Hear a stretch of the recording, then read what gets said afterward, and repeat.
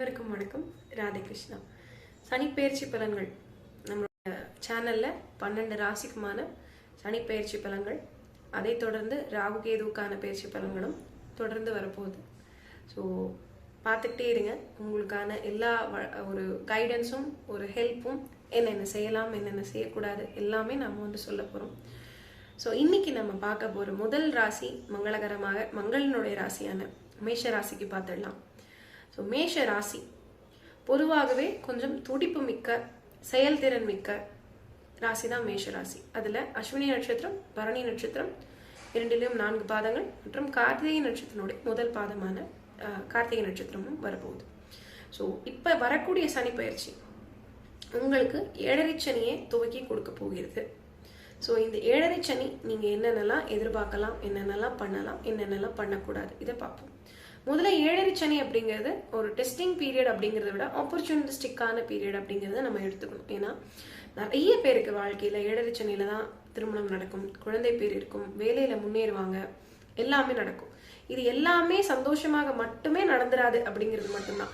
நிறைய tough time எல்லாம் கடந்து தான் நீங்க வரணும் அப்படிங்கிறது மட்டும்தான் அதுல விஷயமே ஒழிஞ்சு, 7.5 சனி முக்கியமாக பலருக்கு வாழ்க்கையில நிறைய ஆப்பர்ச்சுனிட்டிஸ் கொடுக்கும். நிறைய ஆப்பர்ச்சுனிட்டிஸை கொடுக்கக்கூடிய ஒரு அமைப்பாக இருக்கும். ஸோ இந்த 7.5 சனி உங்களுக்கு என்ன செய்ய போகுது? முதல் 30 வருடங்களுக்குள்ள இருப்பவர்களுக்கு இது முதல் சனியாக இருக்கும், முதல் சுற்று சனியாக இருக்கும். அதாவது நீங்க 7.5 சனி முடிந்து கர்ம சனியாக பிறந்திருந்தீங்க அப்படின்னா உங்களுக்கு 27, 28 வயசுல உங்களுக்கு முதல் சுற்று சனி வரும். மேக்சிமம் 30 வயசுக்குள்ளார எல்லாருமே ஒரு சுற்று சனி பார்த்திருப்பீங்க. அடுத்து வரக்கூடிய 2ஆம் சுற்று பொங்கு சனி என்றும் 3ஆவது சுற்றை மங்கு சனி என்றும் சொல்லுவோம். ஸோ இது என்ன அப்படின்னா, 7.5 சனி அப்படிங்கிறது என்ன அப்படின்னா, உங்களுடைய ராசிக்கு முன், உங்களுடைய ராசி ஜென்ம ராசி அண்ட் பின் இருக்கக்கூடிய கட்டங்கள்ல சனி அமரக்கூடிய ஒரு 7.5 வருடம், இதைத்தான் 7.5 சனி அப்படின்னு சொல்லுவோம். சனி பொதுவாக ஒரு ராசியில 2.25 இருந்து 2.25 வருடங்கள் வரை இருக்கக்கூடிய தன்மையுடையவர். எல்லா கிரகங்களும் மாறிக்கிட்டே தான் இருக்கு. பட் 7.5 சனிக்கு ஏன் இவ்வளவு இம்பார்ட்டன்ஸ் அப்படின்னா, சனி உங்களுக்கு கொடுக்கக்கூடிய ப்ரெஷரும், உங்களுக்கு டெஸ்ட் பண்றதும், அதுக்கு கொடுக்கக்கூடிய பலனும் சற்று பெரியது. ஏன்னா அவர் பல வருடங்கள் ஒரே இடத்துல இருந்து திசை நடத்தக்கூடியவராக இருக்கிறார். இப்ப மற்ற கிரகங்கள், இப்ப சந்திரன்ல 3 நாளைக்கு ஒரு தடவை ராசியில இருந்து மாறுறாரு. ஒரு வீட்டுல ஒருத்தர், இப்ப நம்ம வீட்டுல ஒருத்தர் கூட தங்க போறாங்க அப்படின்னா 3 நாளைக்கு தங்குறவர் நமக்கு எந்த நல்லதையோ கெட்டதையோ பெருசா செஞ்சிட போறது இல்லை. ஆனா 2 வருடம் உங்க கூடயே ஒருத்தர் இருக்க போறாரு, 7 வருடம் உங்க கூடயே ஒருத்தர் இருக்க போறாருன்னா அவருடைய தன்மைகள்ல இருந்து நிறைய விஷயங்கள் உங்களுடைய இயல்பு வாழ்க்கையில நிச்சயம் முன்னையோ பின்னையோ தரக்கூடிய அமைப்பு அப்படிங்கிறது இருக்கும். அதனாலதான் 7.5 சனிக்கு இவ்வளவு பயம். எடுத்தோடனே பயம்தான் முதல்ல வருது. பட் நான் அதை ரொம்ப ஆப்பர்ச்சுனிஸ்டிக்கான ஒரு வேயாகத்தான் பார்ப்பேன். ஸோ அந்த வகையில உங்களுக்கு இருக்கக்கூடிய நன்மைகள் என்ன, இல்லை நீங்க இதெல்லாம் காஷனா இருக்கணும், இல்லை ஏதாவது தீமைகளும் இருக்கா அப்படிங்கிறத பார்த்துடலாம். முதல்ல மார்ச் மாதம் சனி மாறும் பொழுது நீங்க ஆல்ரெடி சம்பாதிக்க ஆரம்பிச்சிருப்பீங்க. ஏன்னா உங்களுடைய குரு பாத்தீங்கன்னா 2023 உங்களுக்கு கொடுத்த ப்ரெஷர் அப்படிங்கிறது, மென்டல் ப்ரெஷர் அப்படிங்கிறது கொஞ்சம் அதிகமான ப்ரெஷர் தான். ஸோ நீங்க சம்பாதிக்காமல் இருந்தீங்கன்னா, நான் சொல்றது இந்த 27 இருந்து 35 வயதுக்குள்ள இருக்கக்கூடியவர்கள், பெண்களாக இருந்தாலும் சரி ஆண்களாக இருந்தாலும் சரி, ஒரு நல்லது ஒரு சம்பாத்தியம் அப்படிங்கிறது 2ஆம் இடத்தில் நகர்ந்த குரு உங்களுக்கு கொடுத்திருப்பாரு. ஏன்னா குரு பாத்தீங்கன்னா மே மாதம் உங்களுக்கு உங்களுடைய ஜென்ம ராசியிலிருந்து நகர்ந்து 2ஆம் இடத்துக்கு போயிட்டார். ஸோ குரு கொடுத்த ப்ரெஷர்ல இன்னும் கொஞ்சம் பெட்டரா சம்பாதிக்கணும். சம்பாதிக்காத இல்லத்தரசிகள், சம்பாத்தியம் பற்றி யோசிக்காதவர்கள் இதுவரை சம்பாதிக்க ஆரம்பிச்சிருப்பீங்க. குடும்பத்தில் நன்மைகள் நடந்திருக்கும், திருமண உறவு அமைஞ்சிருக்கும். மேஷராசிக்காரர்களுக்கு திருமணம் ஆகாம இருந்திருந்தா இந்த வருடம் நீங்க ஆல்ரெடி திருமணம் ஃபிக்ஸ் பண்ணிருப்பீங்க, இல்லைன்னா பண்ண போறீங்க. அப்படிங்கிறது எல்லாமே நன்மைதான். சரிங்களா? இப்ப இந்த சனி உங்களுக்கு என்ன செய்வார்? புதிய ஆப்பர்ச்சுனிட்டிஸை கொடுப்பார். நீங்க இது வரைக்கும் கொஞ்சம் இப்பதான் வேலையை ஆரம்பிச்சு உள்ள போயிருக்கீங்க அப்படின்னா கொஞ்சம் ஈஸி மணியா இருந்திருந்தா அதுல கொஞ்சம் கஷ்டத்தை கொடுப்பாரு. அதாவது கொஞ்சம் அதிகமாக நீங்க ஒர்க் பண்ணுங்க, டார்கெட் அதிகப்படுத்துறது. நீங்க நல்லா ஒர்க் பண்றீங்களே, இவன் தலையில இன்னும் கொஞ்சம் வேலை போடலாம் அப்படின்னு அதீத வேலைகளை கொடுப்பது, இதெல்லாம் செய்வார். இவர் விரய சனி ஆதலால் நிறைய விரயத்தை கொடுக்க போறார். ஆனால் அதெல்லாம் சுபவிரயமாக இருக்க போகிறது. அடுத்த வருட குரு பெயர்ச்சி வரை நீங்க செய்யக்கூடிய விரயத்துக்கு நீங்க கவலைப்பட வேண்டிய அவசியம் இருக்காது. ஏன்னா குரு உங்களுக்கு 2ஆம் இடத்துல இருந்து நிறைய நன்மைகளை ஆல்ரெடி கொடுத்துட்டு இருக்கிறதுனால உங்களுக்கு டிராவல், குழந்தை பிறப்பு, திருமணம், நகை வாங்குவது, வீட்டில் இருக்கவங்களுக்கு நகை வாங்கி கொடுப்பது, குழந்தைகளுக்கு தேவையானது செய்வது, குழந்தைகளுக்காக செலவு பண்ணுவதுன்னு நன்மையாகத்தான் நிறைய செலவுகளை செய்ய போறீங்க. அதனால இந்த விரைய சனி ஆல்ரெடி ஆரம்பிச்சிருக்கோம், பண்ண ஆரம்பிச்சிருப்பீங்க, இனிமேலும் பண்ண போறீங்க. ஏன்னா சனி பயிற்சி அப்படிங்கிறது ஒரு 6 மாத காலம் முன்பில இருந்தே உங்களுக்கு நன்மை தீமைகளை கொடுக்க ஆரம்பிச்சிருக்கும். ஸோ செலவு அப்படிங்கறது ஆல்ரெடி நீங்க ஒரு 3 மாசமா பார்த்துட்டு தான் இருக்கீங்க, அடுத்த 3 மாசமும் பார்க்க போறீங்க. அது நன்மையாக இருக்கும் அப்படிங்கறதும் நீங்க தெரிஞ்சுக்கலாம். சரி, அடுத்து வேற என்ன செய்யும்? நான் ஆல்ரெடி சொன்னதா புதிய ஆப்பர்ச்சுனிட்டிஸை உங்களுக்கு கொடுக்கும். ஆனா அதுல பெனிஃபிட் கிடைக்க லேட் ஆகும். இப்போ நீங்க வந்து உங்களுக்கு வந்து ஒரு பொசிஷன் மேல ஆசை இருக்கு, அங்க நீங்க ரீச் பண்ணணும்னு நினைக்கிறீங்க அப்படின்னா கஷ்டப்பட்டு அங்க ரீச் பண்ணுவீங்க. பட் மானிட்டைசேஷன் நீங்க எதிர்பார்த்த அளவுக்கு அங்க இல்லாமல் இருக்கலாம். இல்லாமல் இருப்பதற்கான வாய்ப்புகள் நிறைய இருக்கு. அதை பத்தி நீங்க கவலைப்படக்கூடாது. ஏனெனில் உங்களுக்கு கண்டிப்பாக அந்த மானிட்டைசேஷனை திருப்பி அவர் கொடுத்துருவார். சனியினுடைய விஷயத்துல மட்டும் ஒரு விஷயம் நீங்க நம்பலாம், அந்த ஆப்பர்ச்சுனிட்டிஸை நீங்கள் கரெக்டாக கிராப் பண்ணி ஒர்க் பண்ண ஆரம்பிச்சிருங்க. அது மானிட்டைஸ் ஆகலையே, எனக்கு நான் எதிர்பார்க்குற சேலரி இவங்க கொடுக்கல, ஆனால் ரோல் மட்டும் கொடுத்துட்டாங்க, நான் வேலை மட்டும் செய்யணும், இதெல்லாம் நீங்கள் கண்டிப்பாக நினைக்கக்கூடாது. ஏழரை சனியை ஆப்பர்ச்சுனிட்டியாக பார்க்கணும் அப்படிங்கிறதா எப்பயுமே நான் எல்லாத்துக்குமே சொல்லக்கூடிய மிகச்சிறந்த பரிகாரம். ஏன்னா நீங்கள் மென்டலி முதல்ல ப்ரிப்பேர் ஆகணும். சனி கிட்ட நீங்கள் முதல்ல கொடுக்க வேண்டியது அக்செப்டன்ஸ். நீங்கள் கொடுத்துட்டீங்கன்னா அவர் திரும்ப மானிட்டைஸ் பண்ணுவார். இந்த முதலாளி எனக்கு சம்பளம் கொடுக்கல, இந்த இடத்துல இருந்து எனக்கு வர வேண்டிய நான் உழைச்ச பணத்துக்கு எனக்கு காசு வரலன்னு ஏழரை சனியில மட்டும் நீங்க கவலைப்படவே வேண்டாம். ஏன்னா நீங்க உழைத்த உழைப்பிற்கு படி அளக்க போகிறவர் அல்லது மானிட்டைஸ் பண்ணி கொடுக்க போகிறவர் சனி. அவர் ஒரு சின்ன விஷயத்த கூட விட்டுற போறது கிடையாது. நீங்க தவறு பண்ணீங்கனாலும் அதே கணக்கு தான். ஏன் அதுக்கு இவ்வளவு பீடிகை கொடுத்தேன் அப்படின்னா, இந்த டெஸ்டிங் பீரியட்ல நீங்க பண்ற தவறுக்கும் you going to pay a huge price. So அதனால இந்த விஷயங்களில் you should be very very cautious. 2026 குரு பயிற்சி உங்களுக்கு இடமாற்றத்தையும் வீடு மாற்றத்தையும் வீடு வாங்கக்கூடிய ஆப்பர்ச்சுனிட்டிஸும் கூட கொடுக்கும். ஆனால் நீங்க இதுக்கு எல்லாத்துக்குமே இப்போ நீங்க ரெடி ஆகிக்கணும். ஏன்னா 2025 is going to be your testing period and you are going to get ready for ஏழரை சனி. நீங்க வந்து ரெடி ஆக போறீங்க ஏழரை சனிக்கு. ஸோ அதனால நீங்க என்ன செய்தாலும் அது திரும்பி வர போகிறது அப்படிங்கறத நல்லா ஞாபகம் வச்சுக்கோங்க. நீங்க செய்யாத சில விஷயங்களுக்கும் கஷ்டங்களை சிலது குறுக்கத்தான் போகிறார். விரயம், செலவுகள் இதெல்லாம் கொடுக்க தான் போகிறார். இஎம்ஐல போட்டு தேவையான பொருட்களை வாங்கலாம், ஆனால் ஆடம்பரம் பண்ணாதீங்க. கண்டிப்பாக இவர் செலவு கொடுக்க போறார் அப்படிங்கறதுனால சுப செலவுகள் பண்ணுங்க. உங்களை விட உங்க பாக்கெட்ல இருந்து வரக்கூடிய பைசா உங்களுடைய வீட்டுக்கும் உங்களுடைய குடும்பத்திற்கும் செலவு பண்ணக்கூடியதாக இருந்தால் அதற்காக நீங்க சின்ன சின்ன கடன்களை ஏற்படுத்திக்கிறீங்க அப்படின்னா மருத்துவ செலவு குறையும். இல்லைன்னா நிச்சயமாக மருத்துவருக்கும் செலவு பண்ண மாதிரி தான் இருக்கும். உங்களுக்காக அப்படின்னு இல்லை, குடும்பத்திற்காகவே இருக்கும். கொஞ்சம் ஒர்க் லோட் உங்க தலையில நிறைய விழ போகுது.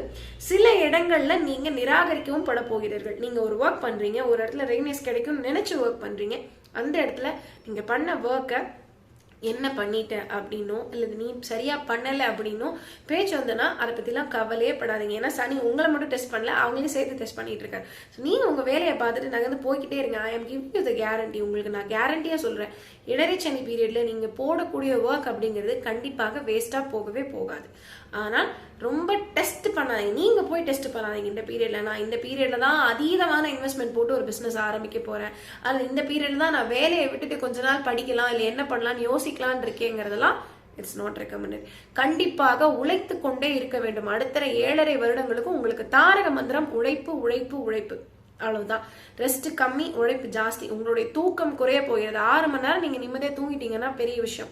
இது கண்டிப்பா இருக்கும். நீங்க வேலை நிறைய பண்ணீங்கனாலும் இருக்கும், வேலையே பண்ணாம இருந்தீங்கனாலும் வேற காரணத்துக்காகவோ பயத்திலயோ ஸ்ட்ரெஸ்லயோ தூங்காம தான் இருக்க போறீங்க.